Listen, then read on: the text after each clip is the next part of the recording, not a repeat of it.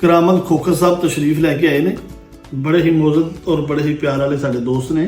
साडे कोले पहले कोर्स लैके गए ने गिफ्ट के तौर पर चेक करने वास्ते कि कीम यासिन साहब की वक्त पा के दुनिया में बैठा है, सानू जरा अज दसो तो सही की चीज़ है। भट्टी साहब इन्हां दे दोस्त ने ते ये मेरे कोले आए ने। इन्होंने करामल साहब नूं कहा जी सानू कीम यासिन को लैके चलो, साडे कोल कोर्स सानू लैके दिओ कि जिहदा नाम सुनिया है। जनाब इत्थे मैं आया वां, मेरी वीडियो वेखी चाचे अशरफ भट्टी ने ते मैनू मैं इन्हों लैके इत्थे आया वां।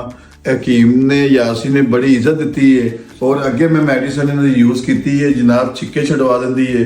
मैं अल्फन आना वा, एक नंबर चीज़ है, कोई गुरदे नहीं पैंदी। मेरे कहने नाल डिस्काउंट हो जाएगा, इत्थे तुसीं विजिट करो।